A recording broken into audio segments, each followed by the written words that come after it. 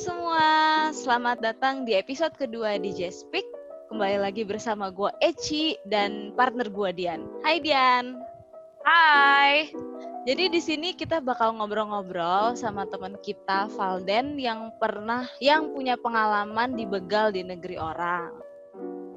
Ya, jadi kita bakal ngobrol seru hari ini karena akan ada bintang tamu kita yang menceritakan gimana sih dia bisa sampai dibegal atau ditembak gitu kan. Jadi teman kita ini nih namanya adalah Valdenio Pane. Dia sudah tinggal di Manila itu dari tahun 2007 sampai 2015. Jadi dia dulu sekolah atau kuliah, kemudian lanjut kerja dan mengambil S2 atau masteral. Jadi kita langsung aja nih sambut bintang tamu kita, Valden Pane. Kamusta? Apa kabar? Baik. Terus Terima gimana kasih nih? teman-teman sudah diundang. Ya, sama-sama. Makasih juga loh ya.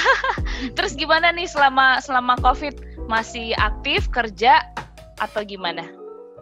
Ya, selama COVID ini sih pasti disuruh di rumah semua kerjanya, dan sejauh ini sih masih bersyukur aja belum ada PHK dari kantor saya karena memang keadaan seperti ini sih yang kita lihat ke depannya aja sih, semoga semakin membaik gitu aja sih paling kalau kerjaan. Iya, puji Tuhan lah ya, berarti oke ya, aman-aman. Kalau kabar ini kisah cinta aman juga? Aman. Oh, ada Den. Aman. Aman aja biar cepet. Oke lah, kalau gitu kita kan pengen tahu nih gimana ceritanya kan. Jadi kita langsung mulai aja lah ya. Jadi jadi diceritain nih, bisa nggak ceritain gimana sih awal kejadiannya pas lu dibegal atau ditembak? Jadi agak lupa ingat karena kan ini udah tahun 2012 sih kejadiannya ya.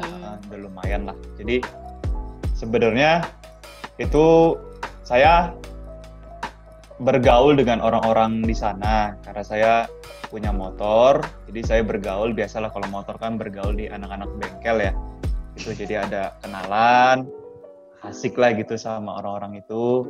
Ini nggak apa-apa ya saya bilang Pinoy gitu aja, nggak apa-apa ya? Iya, kalau diskredit kan ya. Jadi sama orang-orang Pinoy bergaul, udah seiring berjalannya waktu, akrab lah begitu tentang masalah motor. Nah, dan suatu ketika saya tahunya ini setelah kejadian sih. Jadi oke. Kalau nggak salah, jadi pada waktu Desember 2012 ya, itu saya lagi makan di restoran deket apartemen saya, apa namanya? Dokwan. Ya itu. Ini kenapa kita lebih tahu ya? Saya kan udah nggak di situ lagi, mohon maaf ya. Dokwan, saya pesan apa tuh? Lupa saya, yang enak tuh. Chicken curry ya, itu. Yang itu ingat apa yang dipesan? Iya, karena itu makanan. Namanya saya enggak. Bersama tuh. Iya. Saya sama teman-teman saya yang lain, orang-orang Indonesia. Gitu. Kita kok nggak salah waktu itu mau latihan ngeband. Oke. Saya bawa motor tuh ke Jokwan. Pas kita udah mau jalan, saya naik ke motor, saya parkir motor di depan Jokwan itu. Saya naik motor, saya baru jalan beberapa meter aja, beberapa langkah, motor saya kayak di palang gitu. Saya otomatis berhenti ya? kan. Saya kira ada orang, biasalah di Indonesia sen kanan langsung ambil kiri. Saya kira orang mau gitu kan, orang agak orang bodoh gitu, kayak nyelonong gitu. Saya berhenti. Tiba-tiba mereka ngedua orang, pakai helm lengkap, pakai jaket gitulah. Yang belakang Kelihatan turun. Matanya? Apanya? Atau mukanya? Enggak dong, kan pakai helmnya ketutup semua. Jadi cover. walaupun ini kan palingnya semata lah gitu. Yang belakang turun, yang di depan megang stang motor saya. Jadi kayak ditahan gitu, yang belakang turun. Nah, yang belakang itu berdiri di samping kiri saya. Kayak ngerebut-rebut gitu. Saya kan bingung karena dia nggak ngomong apa-apa. Gitu. Tiba-tiba pas dia di samping saya, ada suara kayak petasan gitu.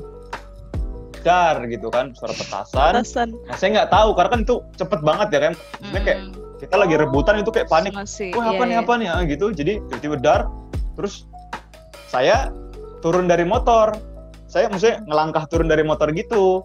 Nah, tapi pas saya ngijikin kaki, kan saya turun kaki kanan, saya turunin. Nah, pas kaki kiri saya tapakin, saya jatuh gitu. Jadi itu kaki kanan atau kaki kiri? Jadi yang ditembak kaki kiri. Kaki kiri. Gitu. Jadi pas dudukin motor, kaki kanan saya geser. Nah, pas kaki saya ngelangkah gitu, jatuh. Karena ternyata kaki kiri saya ketembak gitu. Jadi nggak sadar tuh pas bunyi petasan ternyata ditembak. Iya, nggak sadar. Dan saya sadar pas saya terjatuh, saya baru sadar orang itu pegang senjata gitu. Langsung naikin motor saya gitu. Jadi motor saya itu nggak jatuh. Jadi ketahan sama dia. Oh iya.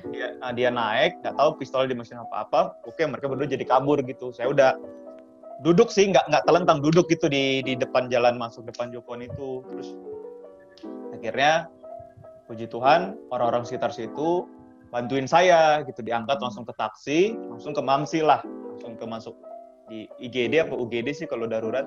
Yang bayar uang taksi siapa? Iya. Masuk situ, yang bayar uang taksi saya sendiri gitu. Untung di dompet saya ada uang gitu. Karena si kuya-kuya yang bantuin saya itu minta ini uang taksi yang mana, saya kasih uang taksi sama uang fee-nya dia lah. Itu masih ya sadar, cuman kan panik-panik gimana. Jadi di dalam taksi nggak sendiri ya? Enggak, ada sama kuya-kuya itu satu orang yang bantuin. Terus kayaknya preman. Lo kasih uang juga ke kuya-kuya yang bantu itu? Ini kuya gitu. Oke, akhirnya dicabut tuh. Udah selesai masalah. Celana saya dirobekin kan semuanya, ditelanjangin lah. Diperiksa gitu apa sih posisi tembakannya kemana-mana, dicek. Akhirnya. Ya sayang dong jeans mahalnya. Enggak dong. Digunting ya. Lebih sayang nyawa saya dong. Gimana sih Anda? Akhirnya di IGD datang polisi pakai senjata gitu kan, biasa polisi mereka bawa senjata, nanya.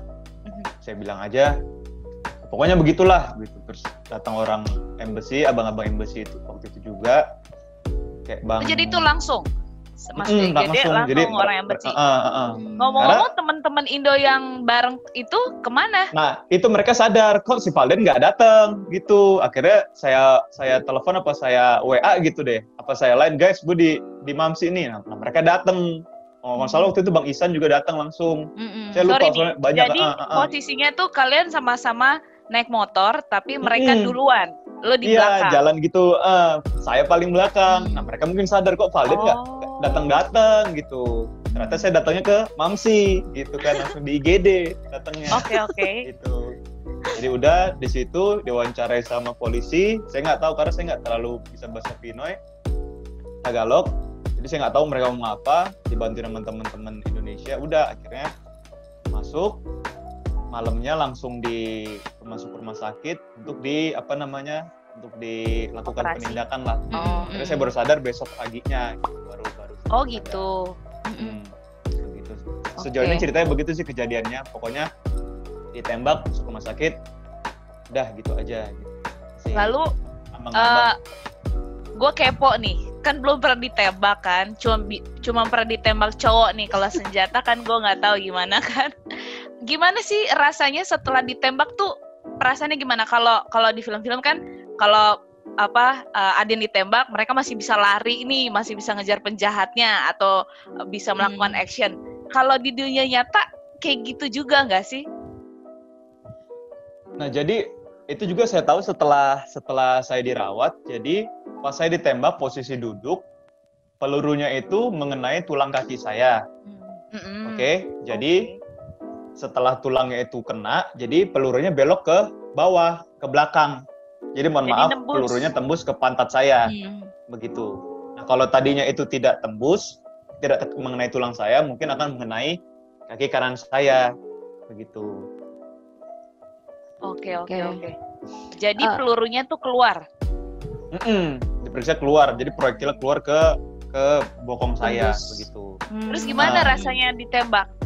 Nah, jadi yang saya rasakan sekarang adalah peluru itu mengenai saraf kaki saya. Jadi saraf itu ada dua, saraf motorik yang gerak sama sensorik yang ngerasa.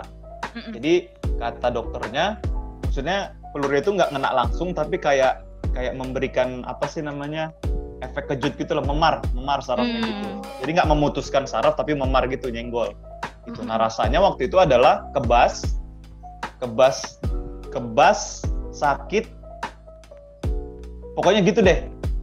Intinya dari paha ke bawah itu saya nggak bisa merasakan kaki saya, kayak emang bener-bener nggak punya kaki gitu loh. Oh gitu. Karena sarafnya kesenggol begitu. Jadi kalau di TV masih bisa gerak, mungkin bisa kalau dia nggak kena sarafnya yang saraf penggeraknya gitu. Karena mungkin saya kena saraf penggerak dan saraf rasa, jadi rasanya ya mati jadinya gitu. Oh, oke. Karena selama ini gue kira lu nggak bisa gerakin itu karena saking sakitnya, bukan gara-gara itu kena sama saraf. Ternyata itu gara-gara ketembak sarafnya ya. Nah ya. Kena senggol lah sarafnya gitu, bukan putus ya, kena senggol gitu. Karena kan timah itu kan panas, jadi waktu dia ngelewatin itu ya karena daging saya kan di dalam ini rusak kan, karena ditembus oleh peluru tersebut. Bolong jadi dong sel-selnya, ya. Jadi sel-selnya kan ya, kalau misalnya diliatin berarti dari masuk sampai keluar itu ngebolong semua dagingnya gitu kan.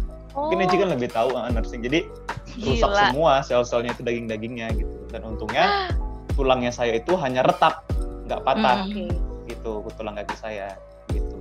Berarti puji Tuhan banget dong ya kalau pelurunya keluar. Kalau seandainya nggak keluar di dalam bisa masuk melalui darah gitu nggak sih? Jadi kayak bisa naik dan segala macam, lebih complicated maksudnya. Kalau sampai pelurunya nggak keluar kan? Dan kadang bercandaan bercandaan di rumah gitu. Untung pelurunya keluar, kalau nggak keluar kena ke alat kelamin saya bisa bisa tewas. Karena kan posisinya pas saya duduk nih, jadi emang di sini banget gitu. Jadi ya gitu memang. Terus gue mau nanya, gimana gitu impact ke fisik lo? Kira-kira berapa lama lo benar-benar recover sampai lo bisa jalan lagi? Kalau untuk fisikal memang lama gitu, tapi kalau untuk secara mental nggak terlalu lama, karena saya bersyukur punya keluarga dan teman-teman saya yang di Manila itu, teman-teman gereja itu sangat mendukung saya gitu. Jadi kayak contohnya adik saya Dian waktu itu datang, termasuk juga Eci, waktu itu teman-teman saya datang untuk mendukung, memberikan semangat ke rumah sakit. Jadi itu membuat saya nggak down, pasti ada gitu kan, karena saya sempat berpikir wah gila nih, gue bakal lumpuh seumur hidup gitu kan. Itu perasaan orang-orang yang desperate begitu kan. Ya gue nggak ada gunanya lagi karena kaki kiri gue nggak berasa apa-apa gitu kan, karena langsung diamputasi, karena langsung diperban gitu semua kayak gitu. Dan itu tadi kenapa untungnya pelurunya keluar, jadi itu nggak memperparah proses pengobatan saya. Jadi saya di ruang operasi itu nggak dilakukan penindakan cabut proyektil, tapi hanya untuk membersihkan luka-luka bekas proyektilnya aja. Kalau yang kayak tadi Dian bilang tinggal di dalam, berarti kan operasinya akan lama dan harus korek-korek lagi gitu. Nah, tapi gitu itu berapa lama tuh Dan lo sampai bisa hidup normal lagi? Karena gue inget waktu itu lo kayak lama banget harus pakai tongkat, lo nggak bisa naik motor lagi, harus pakai taksi setiap hari. Itu kira-kira berapa lama? Kurang lebih sih 1-2 tahun ya untuk prosesnya itu semua. Karena kan memang seperti saya bilang, yang kena itu saraf motorik dan sensoriknya gitu. Jadi memang recovery-nya lama dan memang butuh penindakan, bantuan dari rumah sakit dan terapis lah begitu istilahnya. Terapi ya gitu, terapi yang rutin begitu sih. Karena tanpa itu mungkin nggak bakal bisa seperti sekarang gitu. Tapi memang sampai sekarang efek itu pasti ada gitu di saya begitu. Oke. Terus seingat gua nih kan, habis dirawat di rumah sakit kan, balik ke Indo kan ya, langsung setelah itu balik ke Indo memang karena harus treatment di Indo atau karena orang tua suruh udah ya itu maksudnya gimana balik ke Indo karena memang kayak ya udah deh treatment di Indo aja atau kayak lagi mau menenangkan diri kah atau gimana? Sebenarnya sih biar ada yang ngerawat aja, karena kan saya nggak punya pasangan hidup, masih sendiri. Jadi saya hanya bergantung sama orang tua. Yang maksudnya sesakit-sakitnya kita pasti sama keluarga kita, adik saya, ayah saya, ibu saya. Jadi bang biar ada yang ngerawat. ya saya di pulang ke Indonesia aja karena kan kita kan anak rantau ya, memang susahnya di situ gitu loh. Kalau misalnya memang tadinya orang tua saya ada di sana, ya mungkin saya nggak usah pulang ke Indonesia begitu sih. Karena saya pasti yakin walaupun teman-teman saya bantu saya, tapi kan nggak mungkin 100% waktunya mereka buat saya. Kalau orang tua pasti saya jamin mereka ada selalu buat saya. Saya nangis-nangis tengah malam misalnya kesakitan atau mau mandi atau mau apa kan, mereka ada begitu sih. Oh, itu sih. Makanya saya pulang ke Indonesia, saya paksain. Waktu itu agak ribet sih karena kan saya pakai kursi roda, dianterin teman saya Maureen dan Eci juga kemarin waktu itu nganterin, banyak nganterin ke bandara. Jadi kayak ribet deh pokoknya. Jadi tapi enaknya ada special treatment gitu dari ibunya gitu. Jadi saya bisa duduk paling depan lah, padahal tiketnya belinya di mana gitu. Jadi gitu sih. Tapi emang effortnya emang sakit banget sih waktu perjalanan itu. Jadi bayangin aja, jadi di pesawat itu ya kakinya gitu, di gipsum gitu. Ya itu berat, setahu gue gips itu berat banget kan. Berat terus banget. Berapa lama di Indo sampai akhirnya mutusin balik lagi ke Filipina? Jadi puji Tuhan saya punya kantor itu baik banget gitu. Jadi saya dari biaya rumah sakit itu semua asuransi di cover, dan saya punya bos itu nggak nge-push saya untuk pulang ke sana untuk kerja lagi. Jadi dia bilang take your time, kapan lu bisa balik aja gitu. Kalau nggak salah itu sebulan 2 bulan deh saya di sana. Habis itu saya baru balik lagi ke Manila gitu. Jadi sambil terapi sambil kerja gitu, saya paksain kerja sih gitu sih. Oh, oke. Terus dan gue tuh sorry gue tuh ingetnya lu tuh dulu orangnya tuh aktif, lu tuh ceria, aktif, suka keliaran kemana-mana, lu juga main bola ya, lu juga suka main bola dulu. Lu pernah nggak sih ngerasa depresi, apalagi lu jadi nggak bisa main bola at least selama 2 tahun ya? Depresi pasti ada, cuman itu lagi kembali ke support dari orang tua dan teman-teman gue. Gue ingat banget waktu gue udah pulang dari Indonesia balik ke sini, dari Indonesia balik ke Manila, itu masa-masa recovery gue di waktu setahun itu.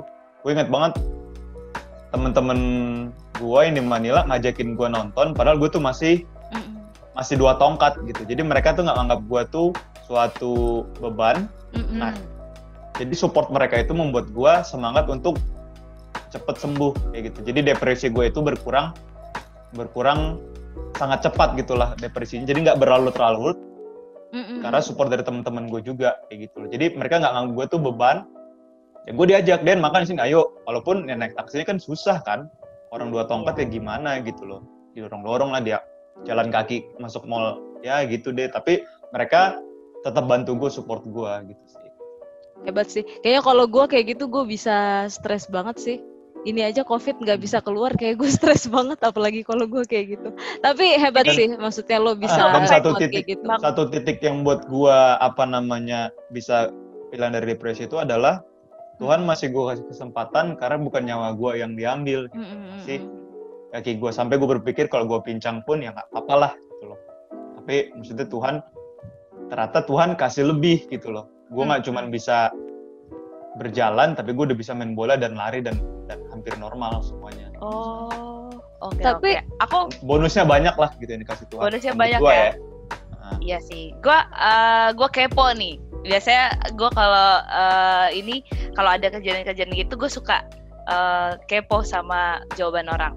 Ini jujur ya, nggak apa-apa sih. Nggak akan ada yang blame.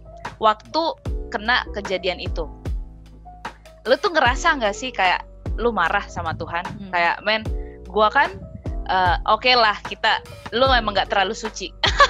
Cuma maksudnya hidupnya masih di dalam batas normal lah ya. Lu ngerasa gak sih kayak lu marah nih sama Tuhan? Tuhan kok tega banget nih gue diginiin? Kenapa harus gue gitu?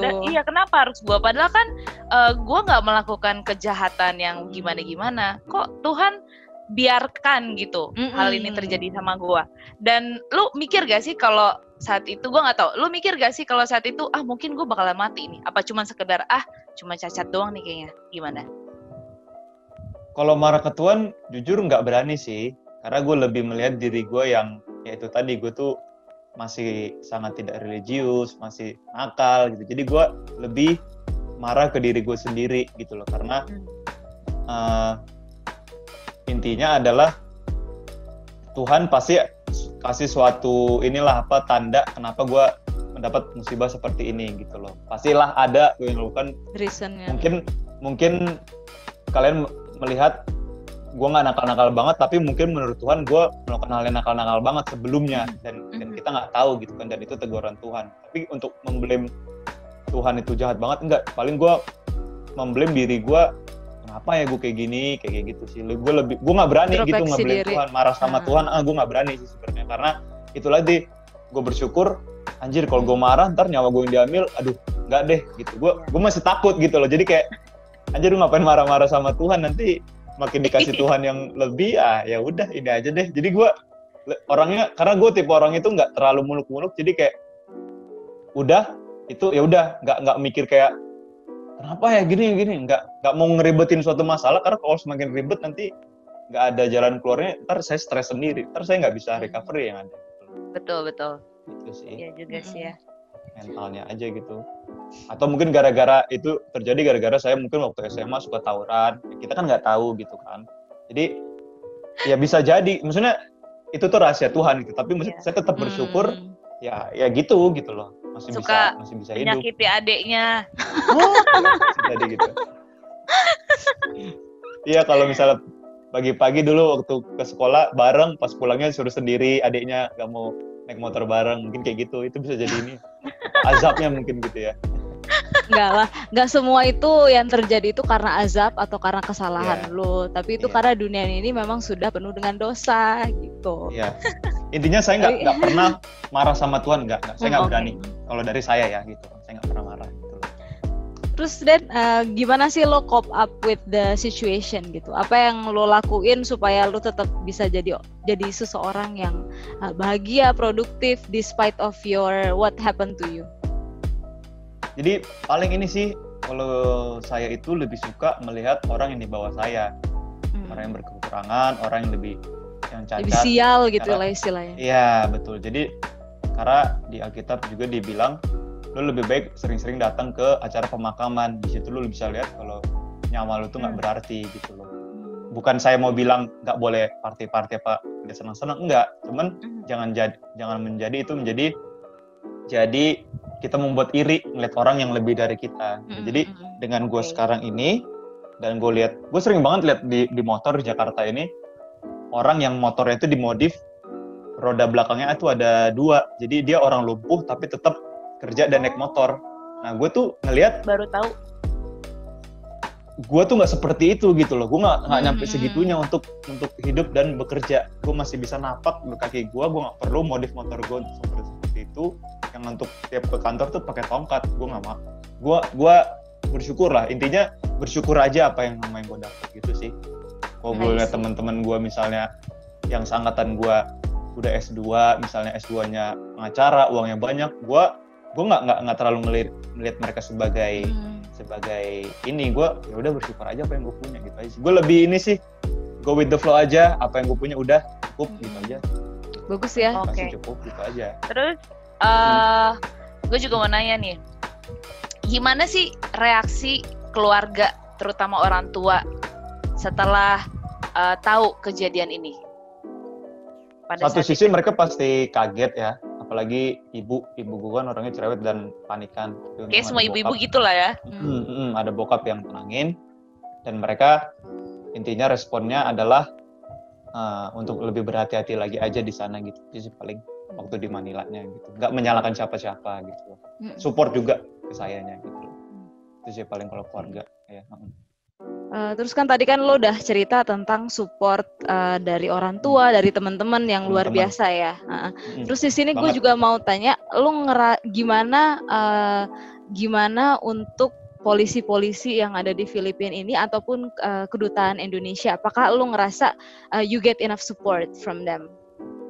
Kalau kedutaan besar pasti saya mendapat support karena kenal juga orang-orang di sana, jadi saya disupport banget. Waktu itu kalau nggak salah, waktu saya dirawat beberapa hari setelah dioperasi itu, orang embassy datang menjenguk ke saya, jadi ceritain gimana, kalau ada apa-apa bilang, supportnya inilah, setidaknya walaupun ada apa-apa nanti kasih tahu ya gitu. Tapi kalau untuk polisi, saya nggak berharap banyak sih. Gitu. Polisi di sana nggak deh.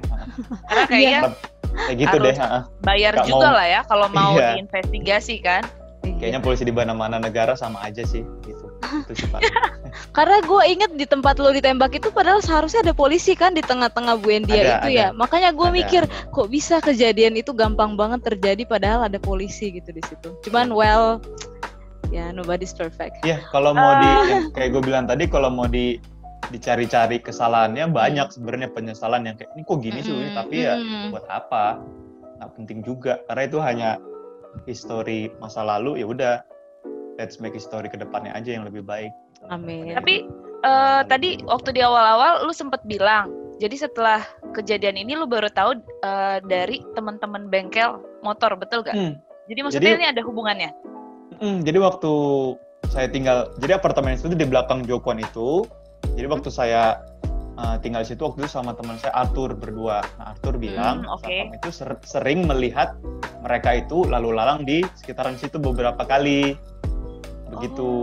Jadi itu sepertinya orang yang kamu kenal begitu. Dan mereka itu katanya sudah sering datang masuk ke apartemen saya, sering main lah gitu. Jadi satpamnya ngelihat mereka ini ngapain di sini gitu loh. Sudah beberapa kali dan feeling saya juga merasa begitu karena kan namanya ya teman ya asik lah, namanya cowok ke cowok ya teman motor ya apalagi gitu kan. Kalau udah temen udah bro banget gitu. Jadi ya begitu dan saya melihat, saya pikir saya pas rewind lagi memang beliau pengen banget motor saya gitu loh. Pengen gue beli dong motor lu, pengen banget ini lu. Maksudnya keren lah. Maksudnya saya bukan mau sombong, selera motor saya, maksudnya selera barang-barang saya maksudnya lumayan bagus lah gitu. Saya nggak tahu kalau selera Pino itu ya segitu Siap, ya. Dan. Untuk motor, bukan untuk yang lain. Jadi kayak ngebet banget dan memang tujuannya memang hanya untuk ngambil bukan untuk ngebunuh gitu sih. Yang saya tahu, saya lihat gitu. Paling. Iyalah ya. Lalu gimana nih kejadian ini? Kita pengen tahu nih apa sih efek negatif dan efek positif dari kejadian ini di hidup lo? Kalau negatifnya nggak banyak ya, paling saya kurang respect aja sama orang Pinoy. Nggak tahu kenapa.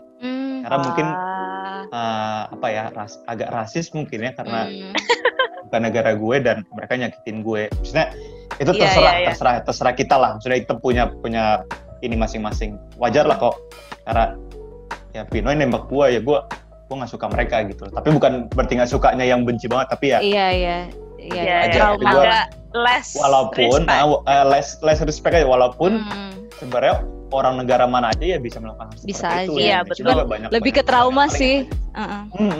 Terus trauma dan yang gitu aja paling. Positifnya ya paling apa sih, banyak karena gue melihat hal-hal yang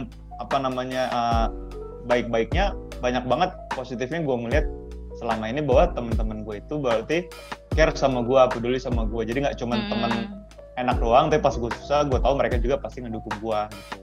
Walaupun gue mungkin kepedean kali ya, tapi dengan merasa itu ya itulah yang membuat gue bisa sembuh dan recovery sekarang. Karena kan yang penting kan ya kalau mentalnya, otaknya nggak bahagia ya recovery-nya nggak. Iya betul. Setuju sih. Iya. Jadi gue jadi tahu kalau orang-orang di sekeliling gue itu sayang sama gue, care sama gue. Terus dan gue juga mau tambahin karena kan pada saat itu circle of friends kita kan juga sama ya. Terus gue inget dulu itu lo soalnya orangnya ceria-ceria gitu. Cuman kayak abis kejadian itu gue kayak ngelihat lo tuh kayak lebih sensitif, lebih mudah marah-marah gitu, galak, dan kita juga kayak ya udahlah gitu sih Valden, mungkin gara-gara masalahnya gitu. Tapi apakah itu gue ngerti pada saat itu lo sensitif karena apa yang terjadi kondisi lo pada saat itu. Apakah itu berlangsung lama sampai sekarang lo jadi orang yang lebih sensitif atau itu cuman yang lalu aja karena itu baru aja terjadi gitu? Karena paling gini sih Ci, gue merasa nggak sempurna lagi seperti kalian. Gue nggak punya, karena sampai sekarang jari kaki gue ini nggak bisa digerakin. Itu gue hanya bisa sensorik, tapi motoriknya itu nggak ada lagi. Jadi semua jari kaki itu? Iya, sebelah kiri ya, kaki kiri gue.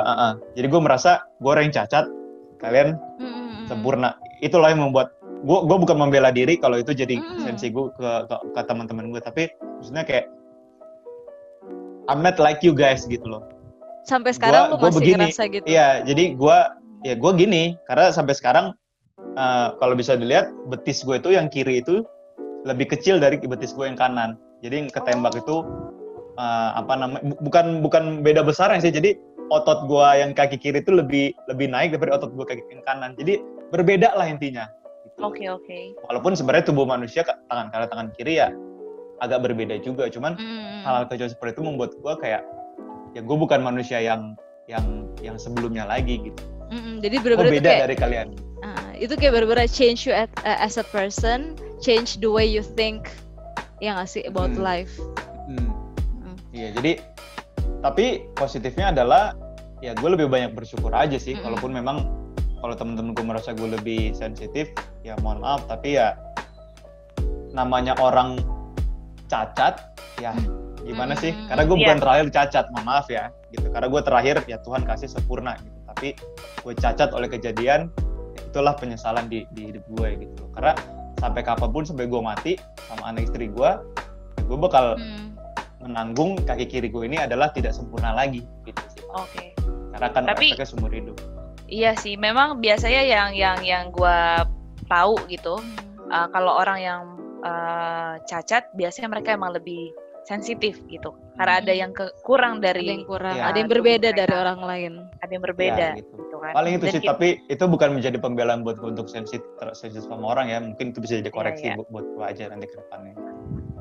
Oke. Lah. Terus yang tahu kejadian ini juga nggak semua orang. Kayak orang kantor gue tuh nggak tahu kejadian ini. Karena gue nggak mau ngomong. Kalau misalnya ya buat apa gitu gue ngomongin ke orang. Gue nggak perlu kasihani orang untuk gue, nggak perlu gitu. Jadi yang tahu-tahu gue paling teman-teman Manila, even teman-teman SMA SMP gue aja nggak tahu gue kejadian gue itu.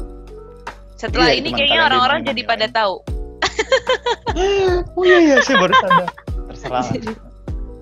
Masa sih, gue kira semua orang udah pada tahu loh. Yang konyolnya sebenarnya waktu itu nyokap gue pernah bilang, biasalah kita orang Indonesia kan ya beritanya tuh ya kemana-mana ya, katanya ada orang siur.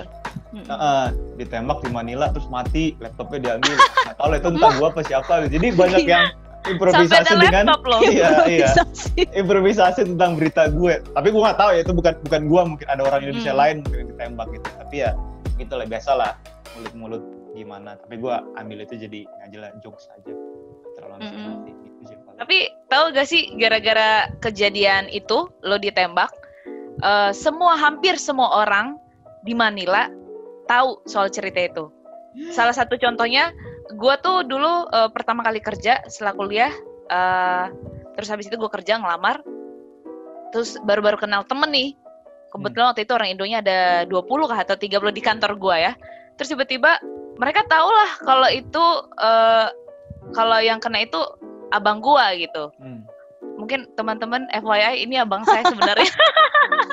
Jadi mereka tuh kayak, oh itu abang lu, oh itu jadi bener ya. Jadi kayaknya sampai sekarang pun generasi orang-orang Indonesia yang datang ke Manila, mereka kayak dibekali dengan cerita itu gitu.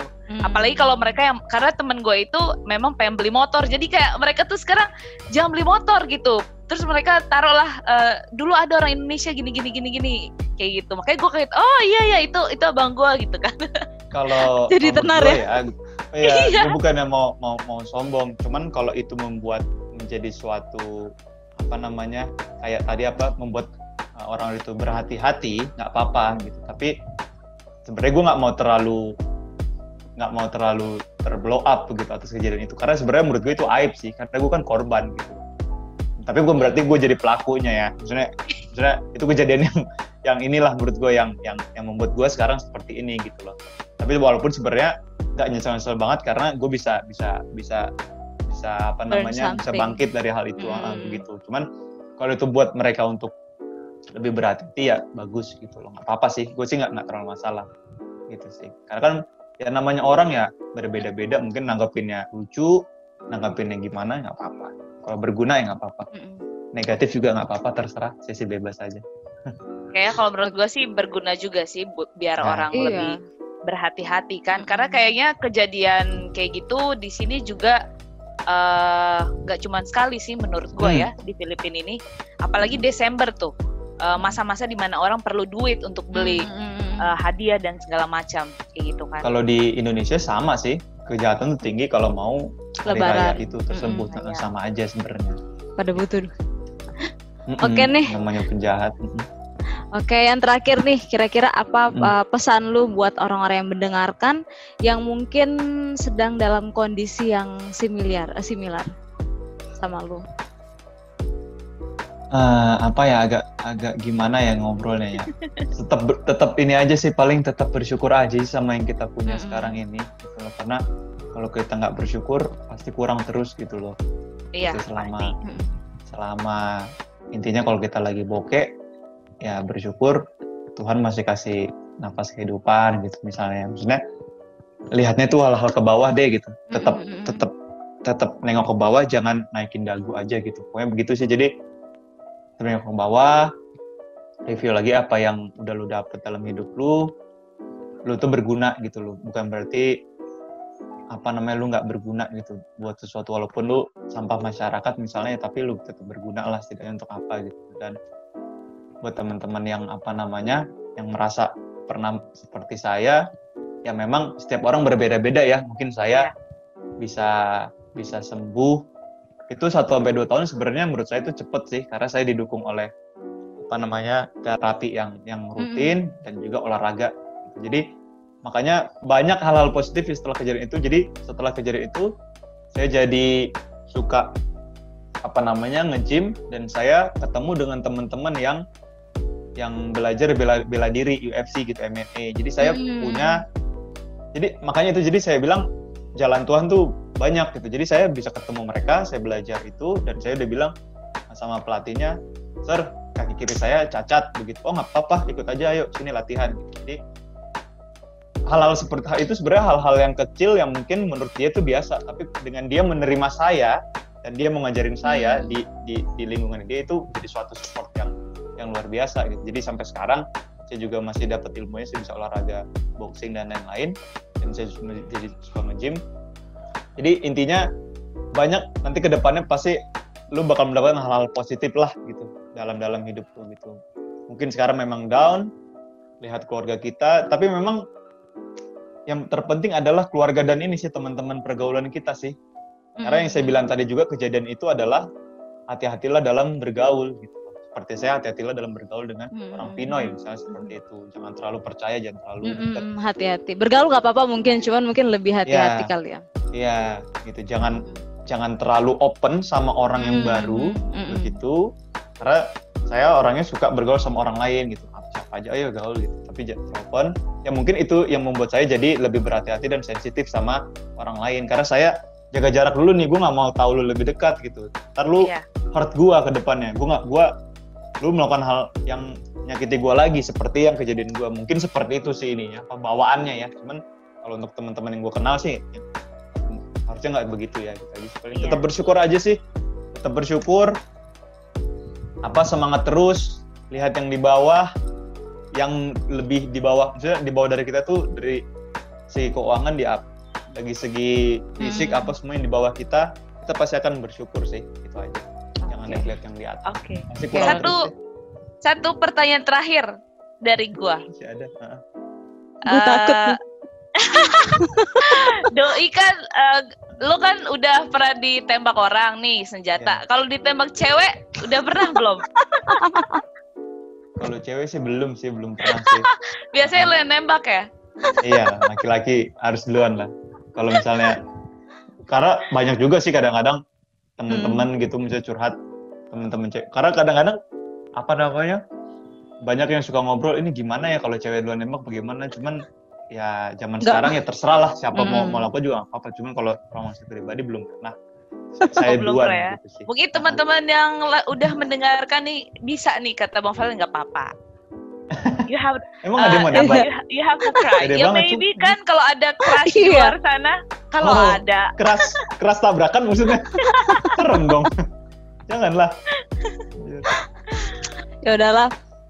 Thank you so much ya Valden ya untuk cerita yang sangat menginspirasi. Thank you banget udah mau menyisihkan waktu buat kita selama kurang lebih 45 menit. Kita juga mau say thank you untuk semua listeners kita, pendengar kita di sini yang sudah mendengarkan episode ini. Ya, jadi satu pesan terakhir dari gua, kejadian ini mengingatkan kita kembali kalau skenario Tuhan tuh nggak pernah salah. Amin. Jadi teman-teman tetap semangat terus.